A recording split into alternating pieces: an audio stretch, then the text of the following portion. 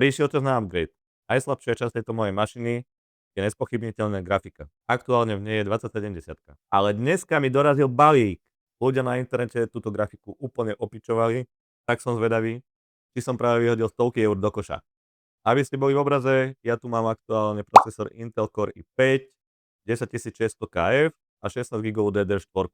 Ako grafiku som doteraz použil 2070, ktorá bola zase na gaming v pohode, ale popri streamovaniu som naražal na nejaké limity. Takže na gaming tá karta fungovala super. Keď som začal robiť streamy, už to začal byť troška problém. A práve preto som si kúpil toto. Tada! MSI Gaming Trio RTX 5070.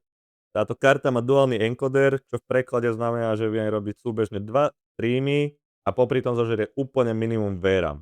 Ja keď sme už pri streame, tu máš link a je aj dole v popise. Býva tam halus, super chat a súťaže o hry, tak sa tam určite zastav. Ja som pôvodne chcel TI-čkovú verziu tejto karty. A potom som pozrel cenu a zistil som, že za cenu TI verzie mám 1,5 klasické 5070. Inými slovami, TI verzia je o 50% drahšia. A vtedy už človek začne premýšľať, či chce hrať hry, alebo financovať Jensenovi ďalšiu koženú bundu. Tak prečo ľudia 5070 vlastne tak hejtujú? Najväčší problém, ktorý internet rieši, je 12 GB VRAM. Veľa ľudí tvrdí, že je to málo, hlavne keď chceš hrať hry vo vysokých detailoch alebo využívať ray tracing. Druhá vec je, že veľa ľudí čakalo väčší generačný skok. A namiesto toho internet dostal niečo, čo veľa ľudí prirovnáva k akési 4070 Super Plus. A potom tu máme klasický Nvidia marketing, kde polovicu prezentácie tvrdí AI Frame Generation a DLSS. Čiže internet mal pocit, že Nvidia predáva viac AI kúzla ako reálny výkon. A ja ti nebudem klamať. Ja som pôvodne tiež uvažoval o AMD 970 XT, ale práve Nvidia je s tými kartami technologicky o mnoho ďalej. S AMDčkom by som asi získal vyšší surový výkon. Áno, mal by som väčšiu VRAM, celkovo lepšie parametre za asi aj lepšiu cenu. Zubami, nektami som sa tomu bránil, ale nakoniec zvíťazil komfort. Ja som sa osobne strašne bál, že OBS-ko si s tou AMDčkovou kartou nesadne. Čítal som veľa fór a je to ako s Linuxom. Je to fasa, ale len keď to funguje. Inak natáčal som aj video o Linuxe a o tom, prečo na neho prechádzajú vládne cloudy. Takže ak si ho ešte nevidel, malo by ti tuto vyskočiť. Alebo tu. Takže aby som sa vrátil k téme, RTX 5070 som si kúpil z toho istého dôvodu, prečo som si kúpil Mac. Ja nechcem riešiť veci.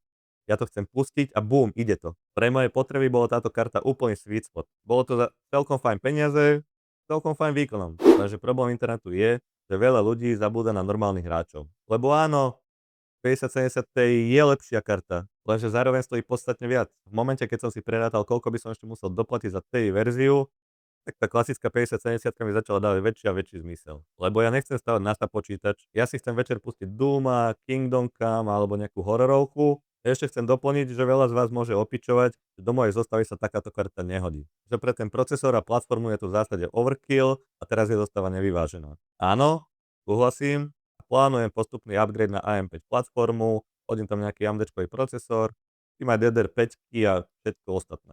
Každopádne poďme si ju rozbaliť a toto je asi prvýkrát v mojom živote. Grafika. Toto je asi prvýkrát, čo idem meniť grafiku od momentu, čo som si kúpil tento počítač. Vlastne asi úplne prvýkrát v živote. Ty kokot. To je dobrá kráva. Ty, kúkaj na to. Čo si blázen. Tak ale tá karta je ozaj obrovská. Musím sa priznať, že ja už som si ju odfolioval, lebo sa mi nechcelo srať s tým na videu. Akože tá 2070 tiež nie je najmenšia, ale toto je ozaj obrovské. Ja som zvedavý, jak to vôbec narveme do skrine. Kúkaj. Pekný dráčik. Á, tam je ešte fólia. Ty. Samozrejme nechýba legendárny nový konektor, ktorý straší internet už niekoľko rokov. Jedná sa o 12 pin, ktorý tuším pri 50-90 nedával tie prúdy a tieto konektory horeli. Potom na zadnej strane klasika, jedno HDMIčko, 3 display porty. Áno, redukcia samozrejme balení, lebo Nvidia by nebola Nvidia, keby človek nepotreboval ďalší kábel na ďalší kábel. Takže si odšrobujeme kryt. Ja už som si tu nechal tento mount. Toto bolo balenie. Opatrne si odpojíme tieto konektory zo starej 2070. Koľko stojí, jak sa vyberá? Ledva som sa tam s tým šrobovákom dostal. OK. Robík máme. A teraz by sa to malo nejako vybrať. Nechcem to urvať. Aha, počkaj. Už viem. Tam je taký ticík.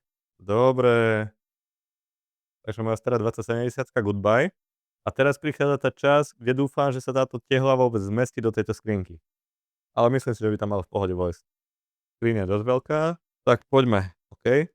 Zabudol som dať dole krytku. Takže na to nezabudnite. Pokus číslo 2. OK. Takže grafiku máme osadenú.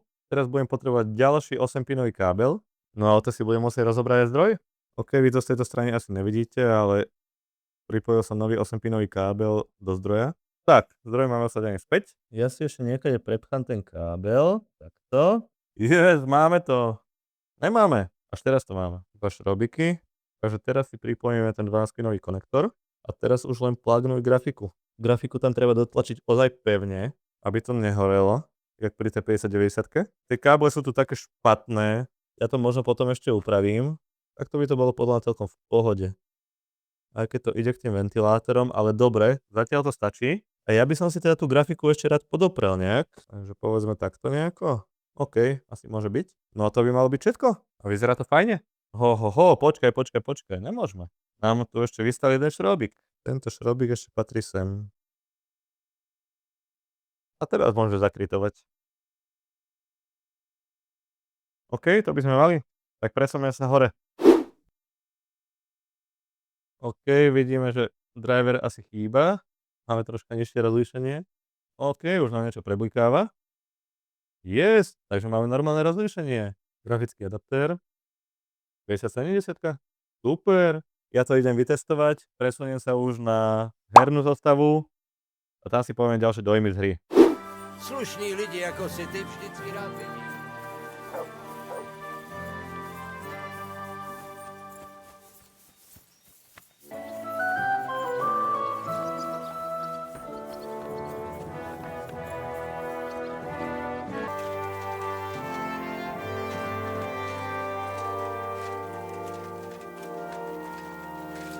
Ale svatý Havel minul a tady ten ničema k placení se stále neměl. Tak To šel si jeho vyprošuju. soused všechno na rychtu povědět, tam rozhodli, že prasata se mají vrátit ke svému majiteli. Jenže tenhle šejdíř a podvodník mezi tím prasata porazil a maso...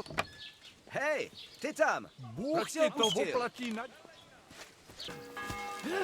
Bacha! Míříš tím přímo na mě! Staň pro boha!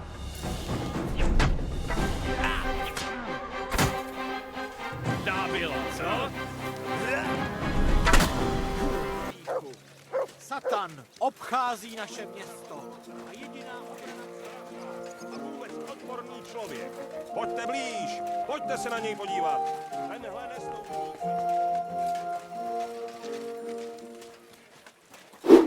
Dobre, akože cvičíme sa okolo tých 80 FPS. Ja som osobne od toho čakal možno troška viacej.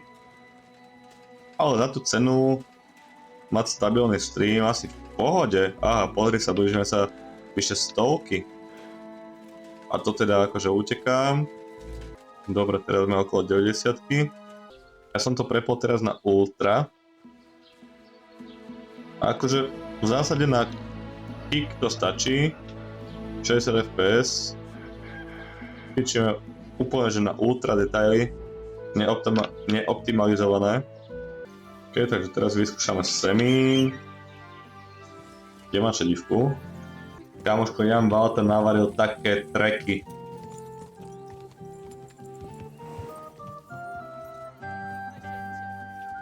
Nemám tu teraz Nvidia overlay, ale čakal som aspoň tých 100 fps. Každopádne je to plynulé. Aj počas nahrávania. Takže predpokladám, že pre kick to bude tiež v pohode. Ja osobne si myslím, že tam je veľký bottleneck ten procesor.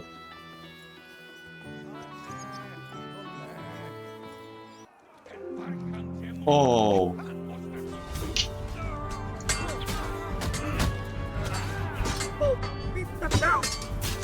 Kunum z vysoka vysnívá.